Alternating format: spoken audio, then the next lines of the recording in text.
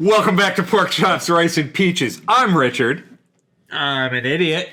And thank goodness for technological failures, because that means you don't get to see me cry on camera or have to pause to blow my nose. We just finished what was almost an hour-long recording of today's topic, only to find out 15 seconds in we lost all sound. It was a great conversation. We loved it. Fantastic. We wish you could love it too. So... One Piece, back at it again, and we're matching today. We are. I decided to add to my One Piece collection. And my antivirus has expired, apparently. Yes, it has. Anyway. Oh, I see we're going to be loaded with squirrel moments on episode. Yes. Anyway. So, today we are doing something different. Due to suggestions of many commenters, we will be closing off our book ending our discussion videos by covering arcs. Yes. Instead of cutting off halfway through an arc the way that we've been doing. Which is why we ended halfway through Baratier and ended halfway through Arlong. Right. So in the future, we're going to try to line them up with the ending of individual arcs better. And part of that was simply because as I was buying these, I was reading these, and then we were talking about them. But what I've started doing is buying books in advance. So now I'm getting the library preset, and I can do this. But today, and I have been hyped on talking about what I've read for 2 days. I've been kind of like really antsy to get into this because so Arlong Park and Loguetown, this is where One Piece has just come alive for me like it never has before. Yeah. And I was halfway through my notes when I realized I was putting my notes together all wrong. Yeah. So this is what I got. Here we go. First of all, this right here, these panels of pictures, is what made Arlong Park come to life for me right here. We've got we've got Nami looking up at this battle taking place, asking Luffy. Nami having the realization of what's taking place. Mm-hmm. And then, oh gosh, I thought I was going to get through it without choking up. Nami saying thank you with the tears in her eyes. Yeah. And you had said that in our last recording that for a lot of people, Nami asking Luffy for help was the moment that One Piece came alive. This was the moment for me. Because this is the moment where you see that there are two people who know what's going on when Luffy is in the top room of Arlong Park fighting Arlong. Nami knows and Luffy knows, because Luffy has figured out.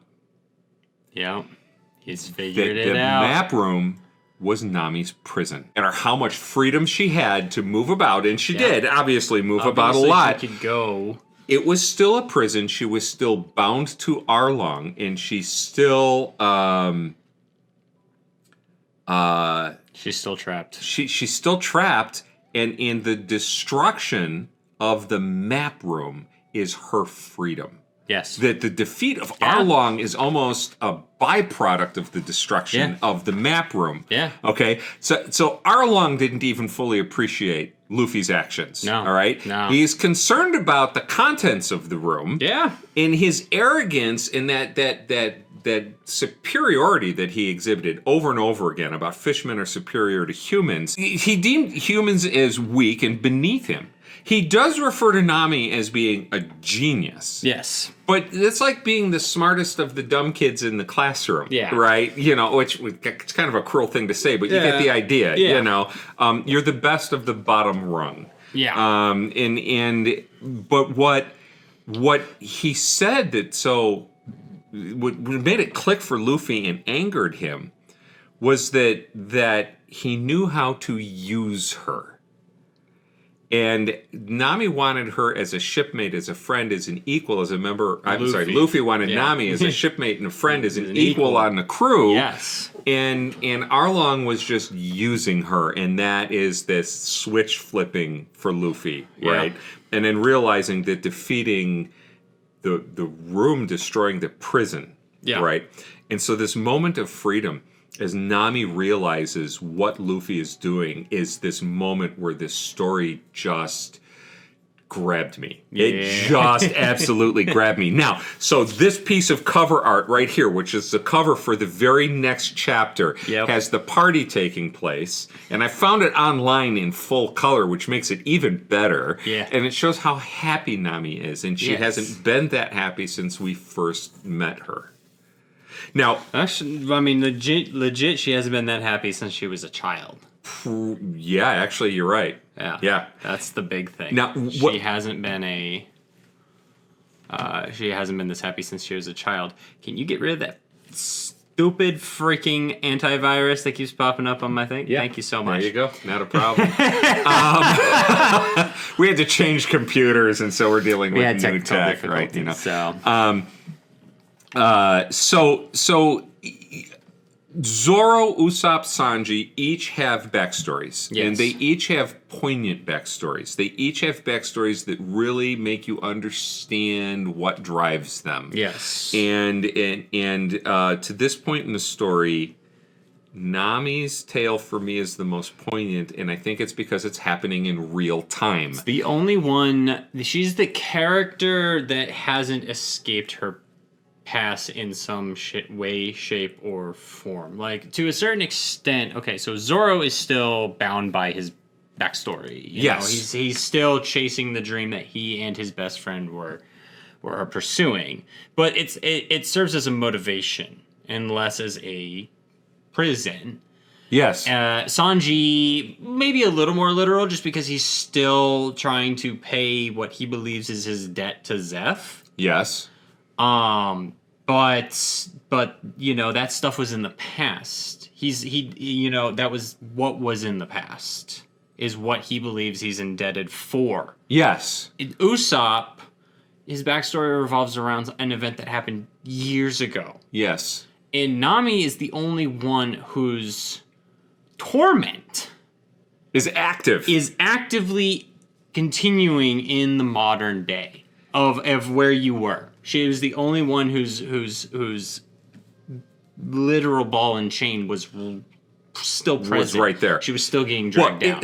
And part of it is what we talked about. Like, we recorded the episode, and then we have this conversation afterwards, and we have this really brilliant moment that I don't know if it would have made the cut or not. But Nami is street smart. Very. Nami is accomplished. She's not only an excellent cartographer, she's a thief. She's a excellent thief. And as we see when she leaves, leaves that Arlong, she leaves her island. So, but she's naive. She has carried this belief that Arlong would honor their agreement, and she's been working towards that moment, and she really does not come to the realization that it was a pipe dream until she gets the rug ripped out from under her, and so that makes it breaks her, and that's what makes this. We've had this character who's got bravado and strength, and she's bashing everybody and the whole bit, but she's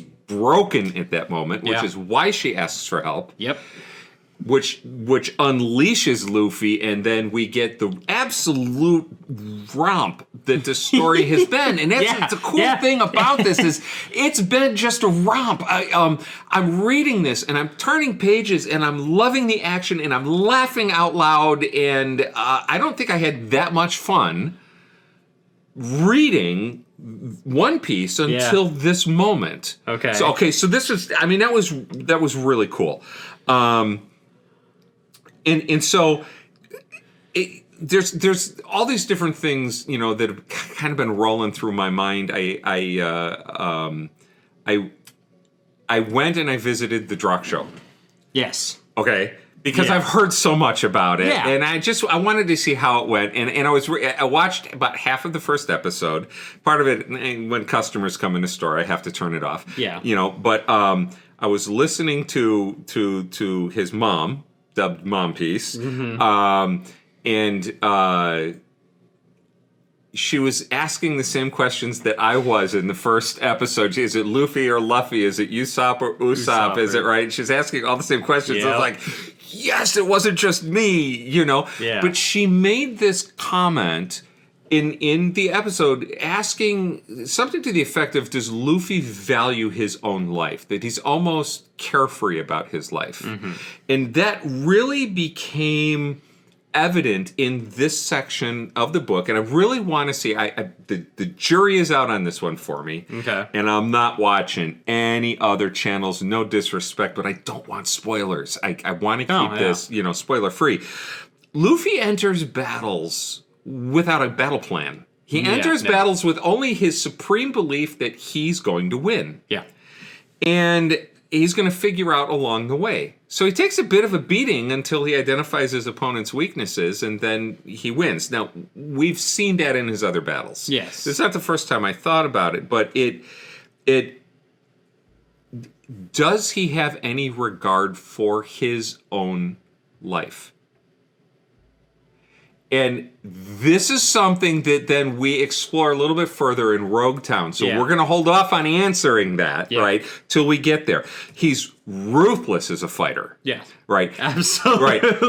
He's not a cruel person. No. Right. And he doesn't harm people who just casually. Yeah. But he uses one of Arlong's fishmen as a shield, which is just like that is so cutthroat. It really is. Pirate. But then in the middle of that, we get the hilarity of the tooth attack. Yes. Okay. Producing chompers, right? And then Luffy picking up a pair of teeth and putting it in his mouth. And looking like a little kid trying on his dad's clothing and going in for this bite attacks. And Oda has masterfully woven hilarity into these battles, which is just, Hold up. So Arlong Park is this laugh out loud romp. It is. It just the is, fight right? Is. And it hits an emotional home run. Yes. And that's the thing that made this all come together. Now, timeline-wise, okay? This is about chapter 100 we finish here, okay? Which, if I understand correctly, Oda did a chapter a week? Roughly. So we're talking about, this is 2 years worth of work. Okay. Yeah. So it is. This is amazing, because after Roguetown, we go to Reverse Mountain. Yep. I remembered the name of it. Yeah. Okay. Yeah. We go to Reverse Mountain, and then the adventure begins. Yeah. And so we're reading, it dawned on me at the end of this, right? It dawned on me that we're reading a 2-year setup to an adventure. Yeah. And so what does it say Collecting all the pieces about his storytelling ability that he kept his fan base going for 2 years before we start doing what he intended on doing? What's the funny thing? It just occurred to me. Originally, he only intended this series to last 5 years. I can believe that. Like, starting out, he only thought this was going to last for like 5 years. Which is crazy to think about now. It's crazy to think about a world where One Piece ends in 5 years. It would not be the phenomenon that apparently I'm late in joining. Yeah. But you're joining at the right time. You're actually joining at the perfect time, because we've entered like the final saga of One Piece. We're in the end game now. Okay. Which still means that we probably have at least 5 years left to go. But you are getting in. By the time the end rolls around, you will be more than caught up. So you'll be able to be there for the end. Oh, that'll be cool. Only people who get in before that will be able to be there, because otherwise it's going to get spoiled for everyone. The ending will get spoiled for everyone. So this is a weird instance where we're at... Anyway. We're gonna talk about spoilers in just a little bit. All right. We are. All right. Usopp has this wonderfully clear moment of growth in his battle with Chu. Yes, he does. And this is one where the original source material is better than the live action, because the live action tried to capture this but really didn't do justice to the series of panels where Usopp, on his knees, battling every instinct to run, and each panel is a memory of Luffy, of Sanji, of Nami, of Zoro, and their courage and their valor and their strength of character and pushing forward. And it's the moment where he has to decide, fight or run. This is the fight or flight moment of his development this early on, and he chooses to fight. And not only does he fight or win, that was a great turn of phrase, by the way. I didn't have that in the first version. No, you didn't. And the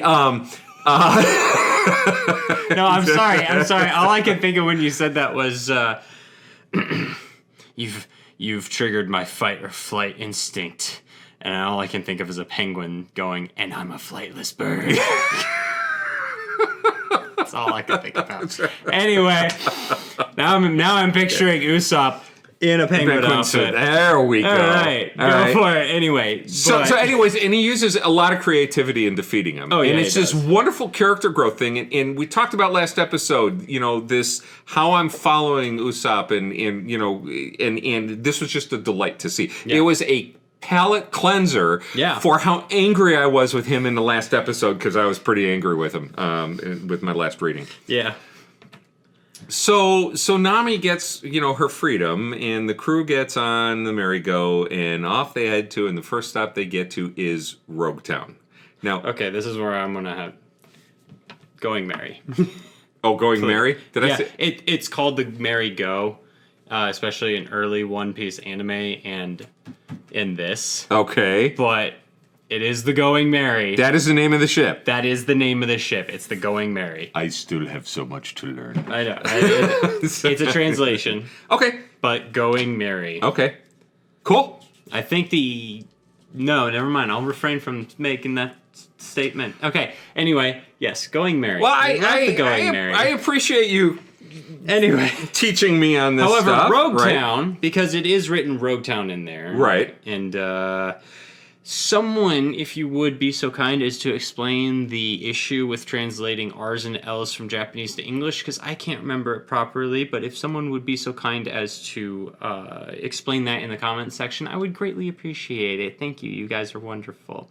Because it's called Loguetown in some translations and Roguetown in others, but I'll call it Roguetown. Well, it's Roguetown in this version, and Roguetown fits for the town, for the activities, for the people, for everything that's going on. Okay, so there was really a lot of fun for this. This continued the romp for me and things going.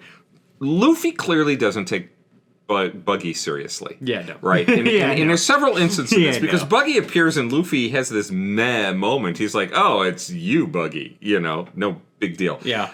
He complains on the execution platform after this, the block just appears and the henchman is sitting on him. Yeah. He complains, darn, my nose itches. Like, that's the biggest concern you have. That's his biggest concern. Right. He doesn't really truly realize or appreciate that he's in danger until he tells Buggy to stop joking around. And Buggy says, no, you stop joking around. Yeah. Right? And then there's great sarcasm in this scene. And this just confirmed for me how much he does not take Buggy seriously. It's this panel right here where Luffy says, please let me live. I'm sorry. And then down real low at the bottom it says, I won't do it again. And this expression on his face is just absolutely hysterical. Where he I'm sorry. Yeah, he's but then and then this is what made it puzzling. Mm-hmm. We get deeper into that scene, and the knife the sword is coming down to cut his head off, and we get this happy, smiling Luffy. One of the most iconic, I think, moments in One Piece. Really? Right there. I think it's a sleeper iconic moment in One Piece. And he says, sorry, but it looks like I'm dead. Yeah. Like, oh well, and everything's okay. Well, he's saying that to, Zoro and Sanji, who are fighting to get to him. Right. He's like, sorry, looks like I'm dead. So the thing that was really cool about this, that was neat. Smoker watched this. Yes. Is it Captain Smoker? What's his rank? Yes. Okay. Captain Smoker. Captain Smoker. Yes. So Captain Smoker is rushing in because he's heard that there's 3 pirates. And then he's talking to some other Navy officer. Some dude. And he makes the observation. He accepted his fate. He saw his death, accepted it, and laughed. And then makes the comparison to Gold Roger. Yes. Having been the only other person. And he asks the other officer, have you ever seen anyone laugh at their death? And that officer says, no, even the strongest man cowers and quakes at the end. And Luffy didn't. And so this question, does he value his own life? Really just kind of hangs in the air. And the only way to answer this is going to read deeper in the story and see if he ever gets to any of other make or break moments like this. But it's an interesting question. But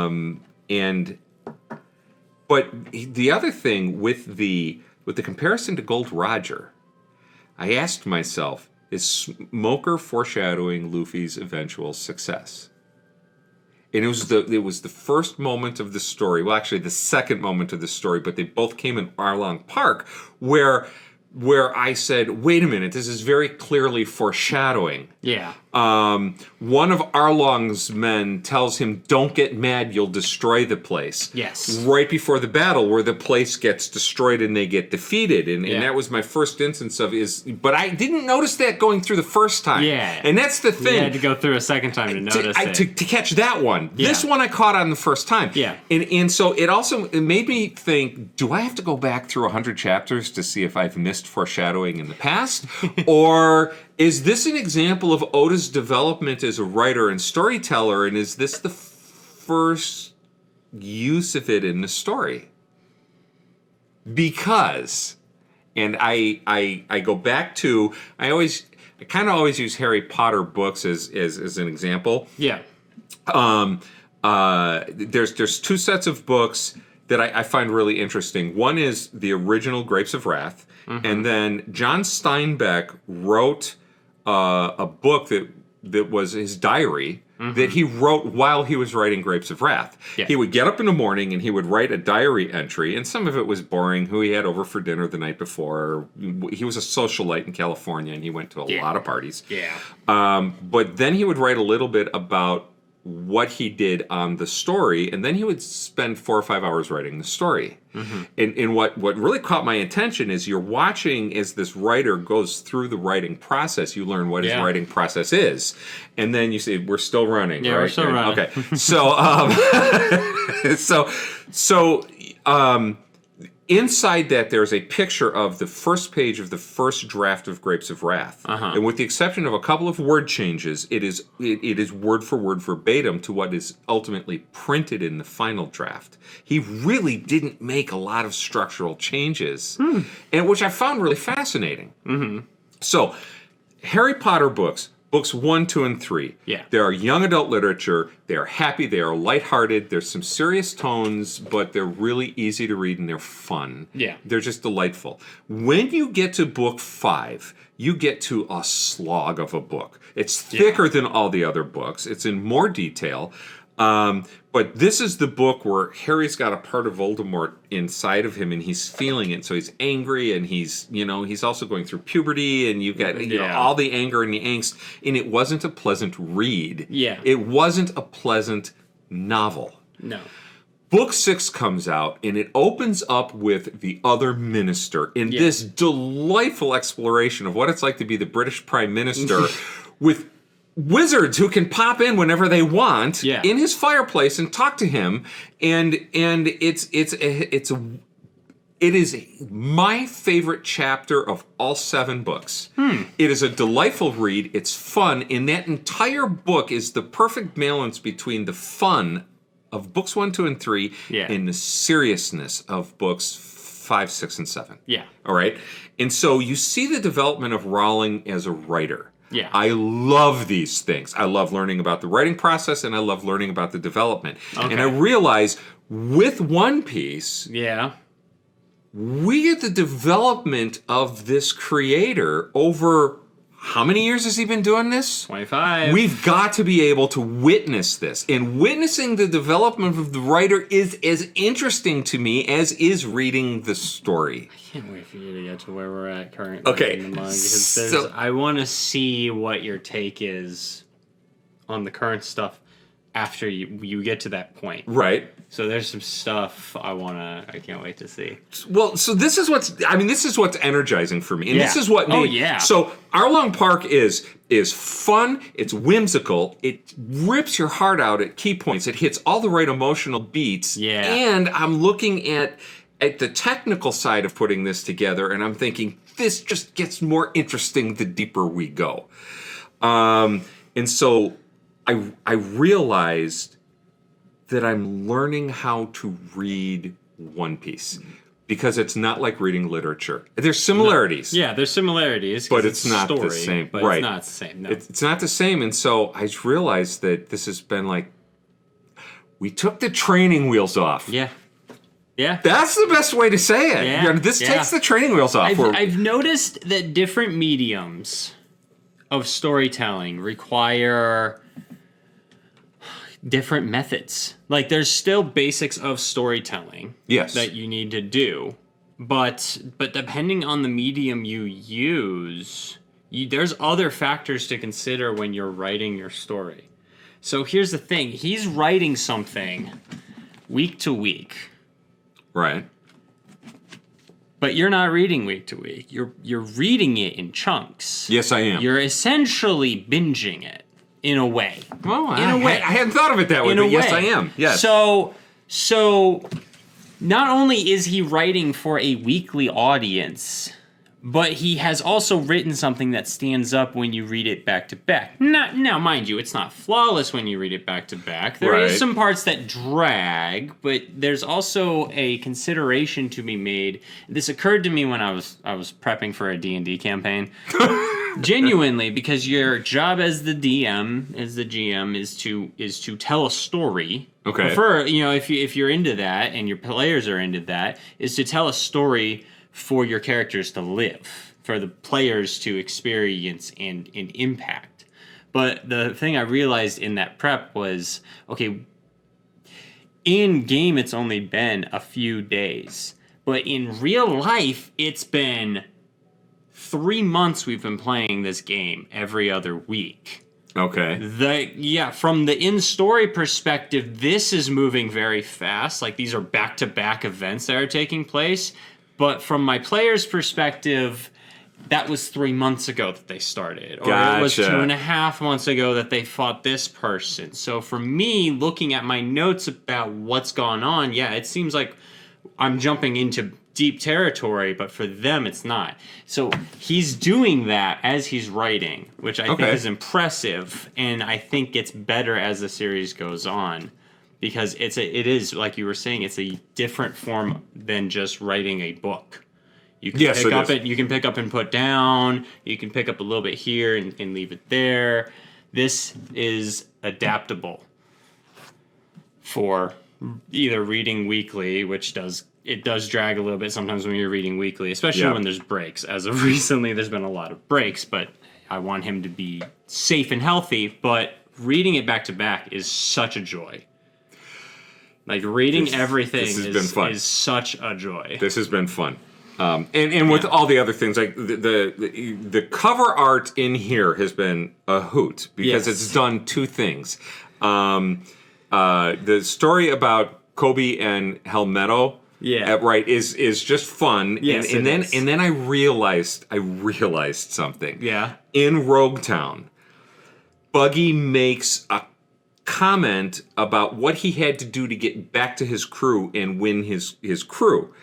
And then I realized, wait a minute, that's what all the chapter art on Buggy's crew was about, that's what he's talking about. And so it is exactly what he's talking about. You had told me that there's layers to it, that the chapter art tells its own story, and I finally put that all together with that comment, right?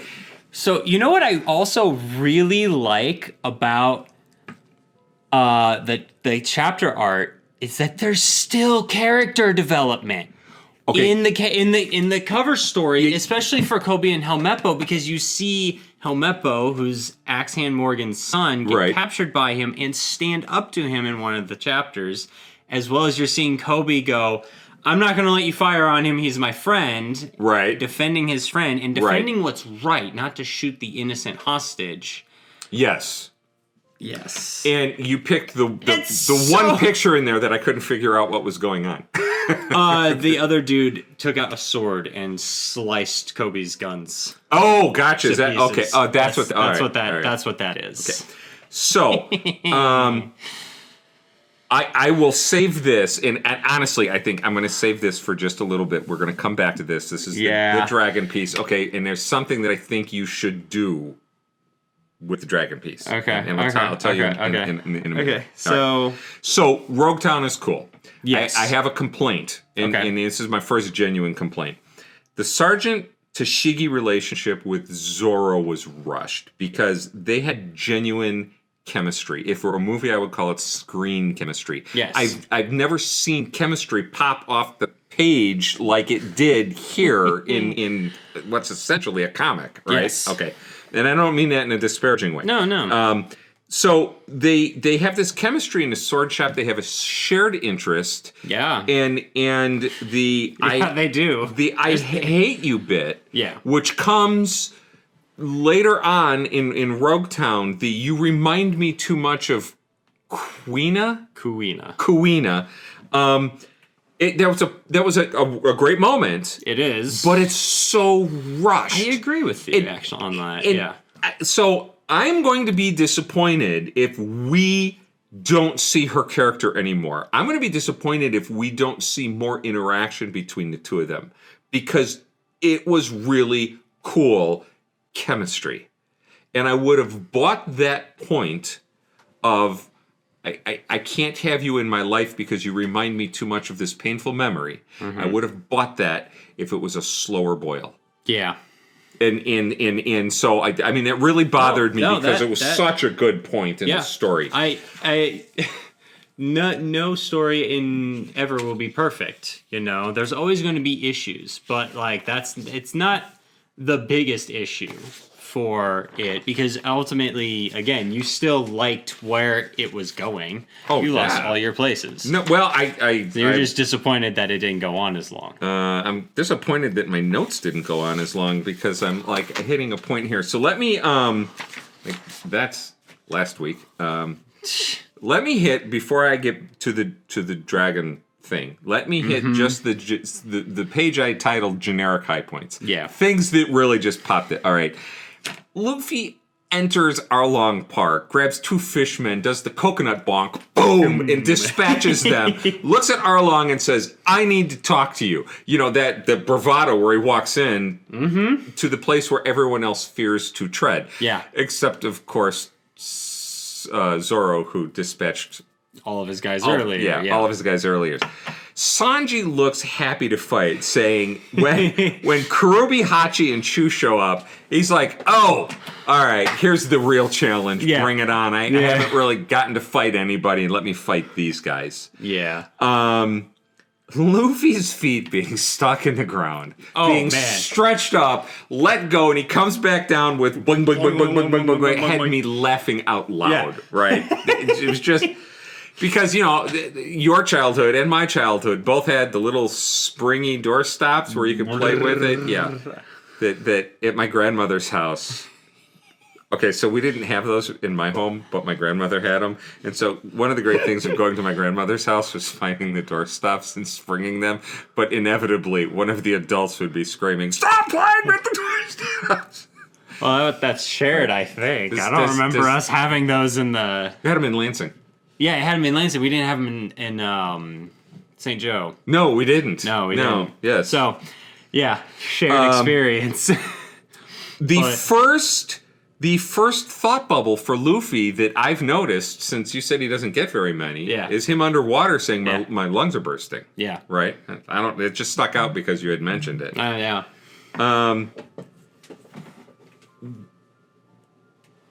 Genzo comments to Nojiko, "It's my little sister they're fighting for." He's referencing Nami. Are they related, or is that a term of affection? A term of affection. Okay. Do we get that shown anywhere, or is that in backstory? Genzo as the... He's the police chief. Yeah, he's got the pinwheel. Yeah, and he's been around since she was really young. So, did you see... Oh, wait, they're adopted. They're adopted, yes. But... And then, do you see the situation where... Do you remember the scene that explains why he has a pinwheel on his hat? Yes. Yeah. Okay. That. All right. That. Okay. Yeah. The casual way that an injured Zoro flings Hachi off to the side, where he's just like, "I'm done with you," off he goes, illustrates the monster trio. Is it? Yes. Okay, the monster trio. Got it. Right, I got it. You got it. Because I'm struggling with these sometimes. And I'm just like, drinking from a fire Probably because hose. the monster threesome sounds wrong in multiple other ways. Anyway.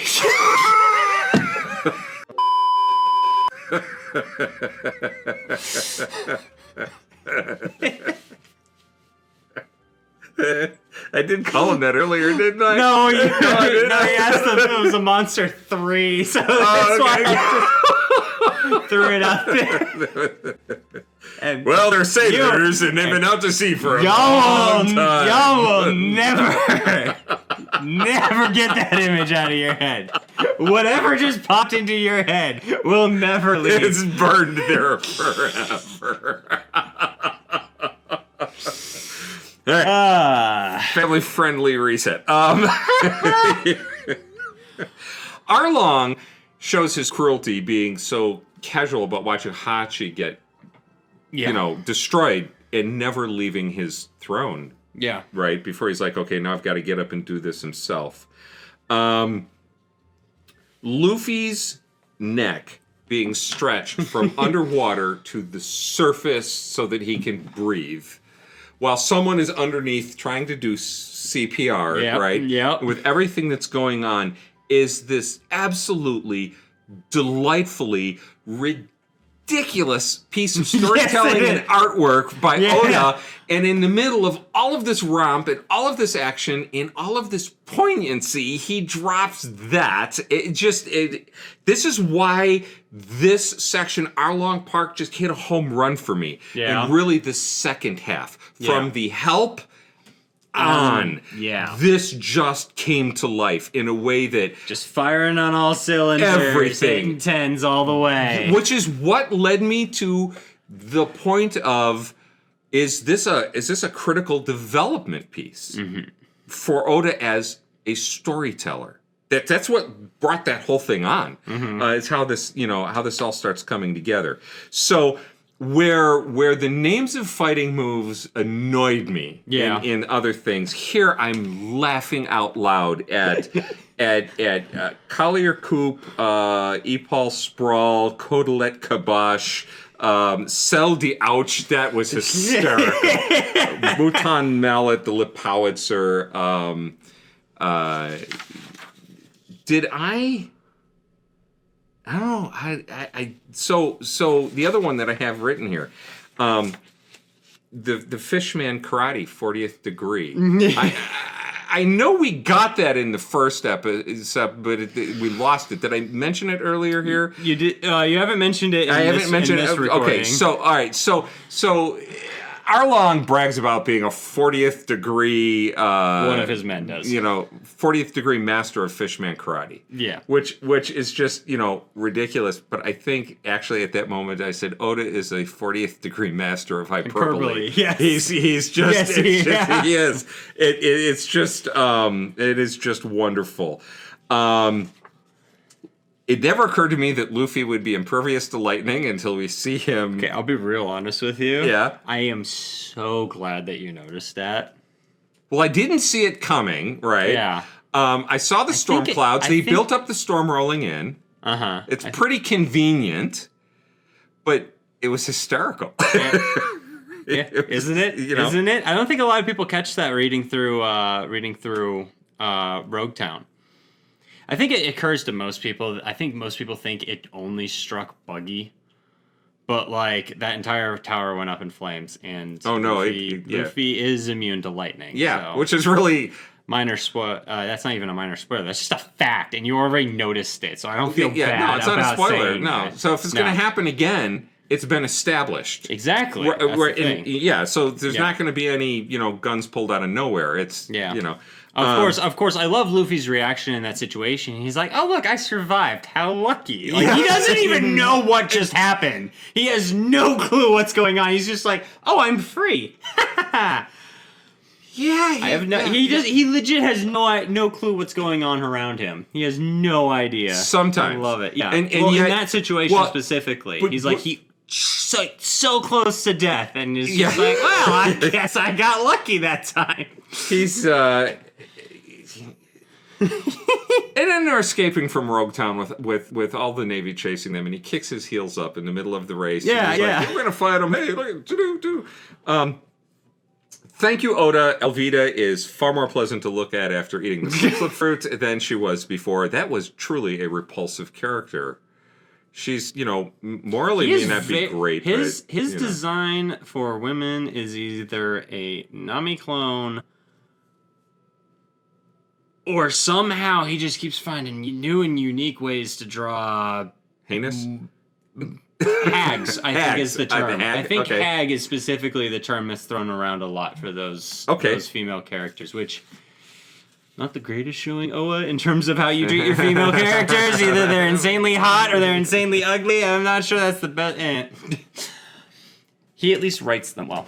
Well, So I can at least middle-aged and bookish is, not that exciting, I guess.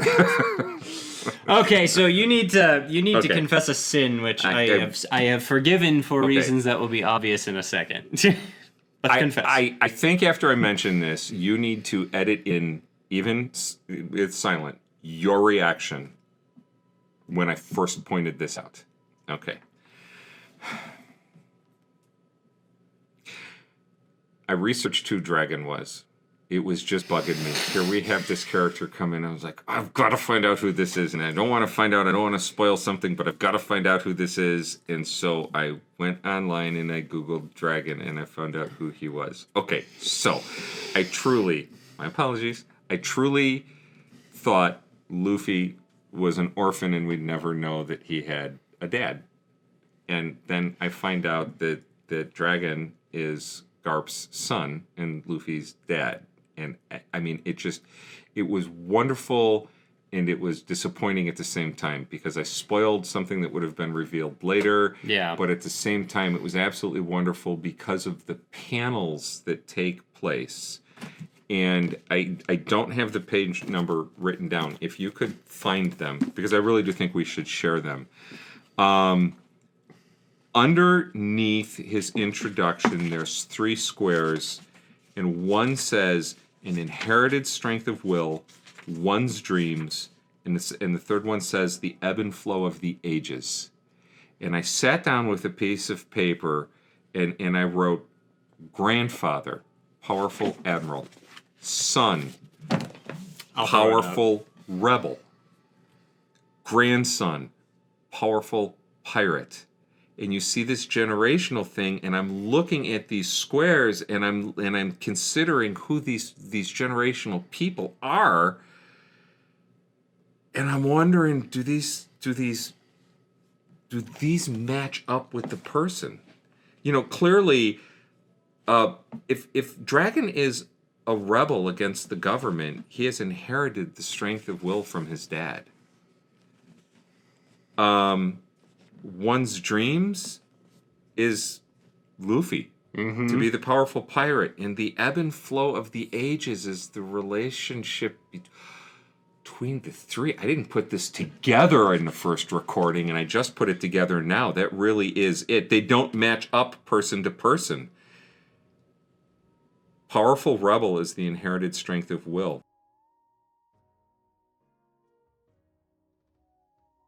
Because face it, Garp has will. And live action, everybody knows I saw it. The grandson has the dreams. The ebb and flow of the ages is the relationship of the 3 of them. Oh, boom! Drop the mic. Got it.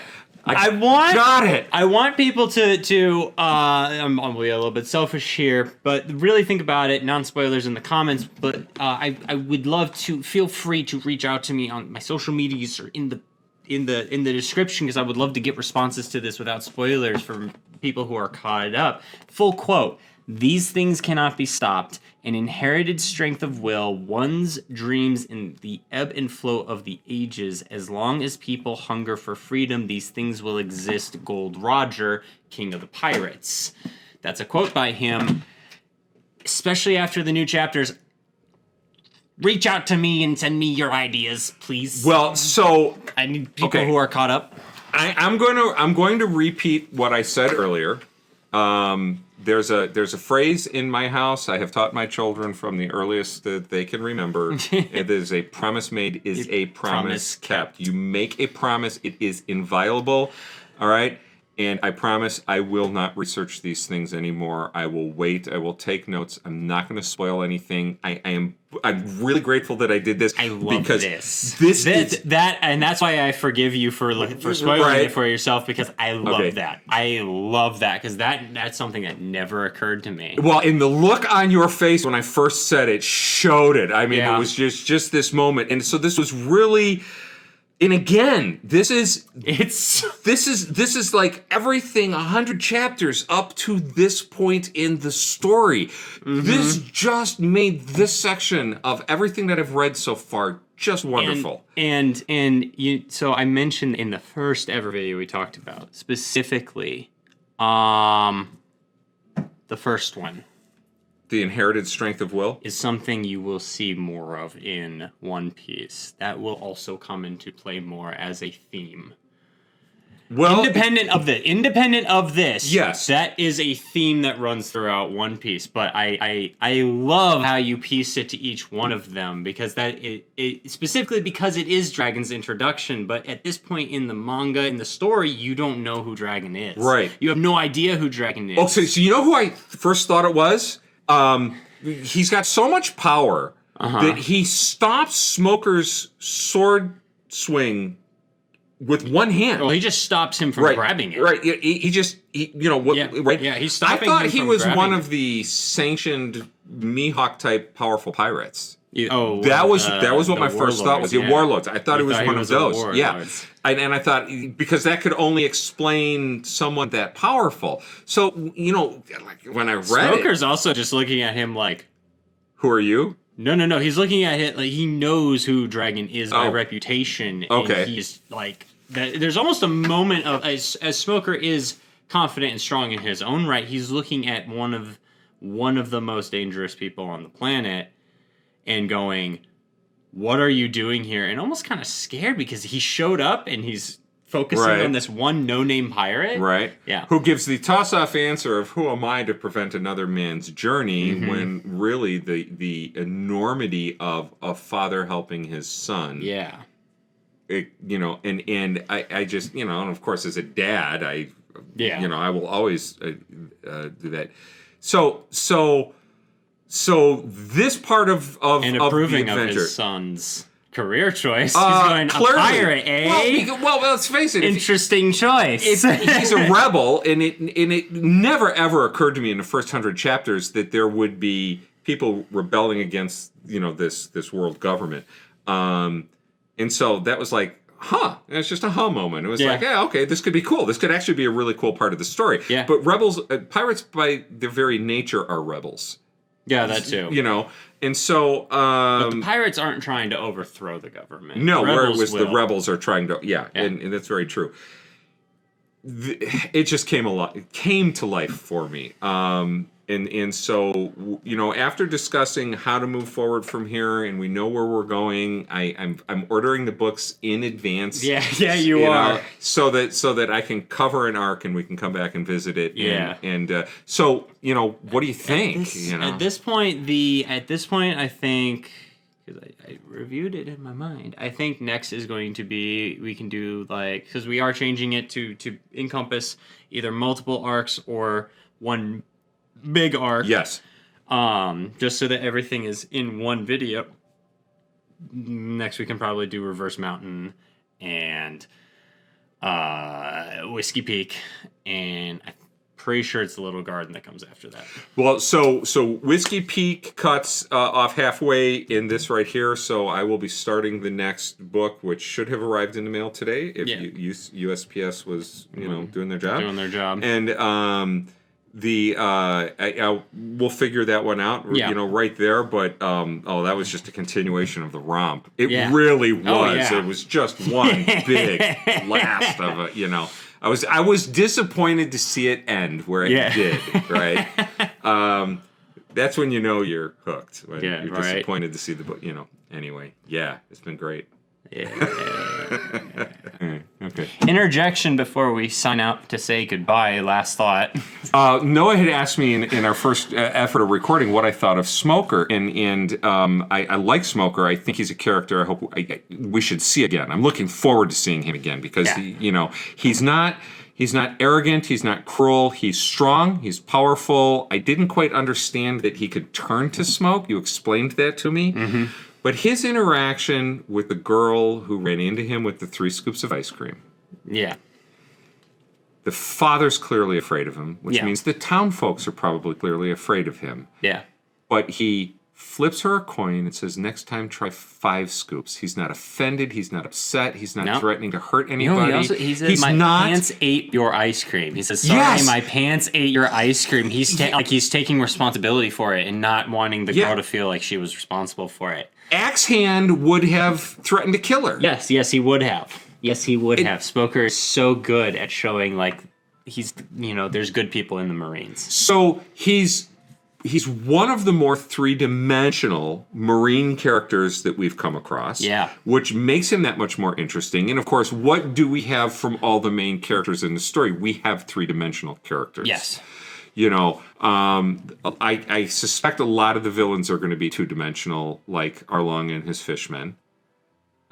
There's really not a lot of depth to them. No, you're right. You're right about that. It's I think I'll be pleasantly surprised moving forward. There is yes, but there's also some good depth given to some of the villains too. Well, that will be pleasant to see.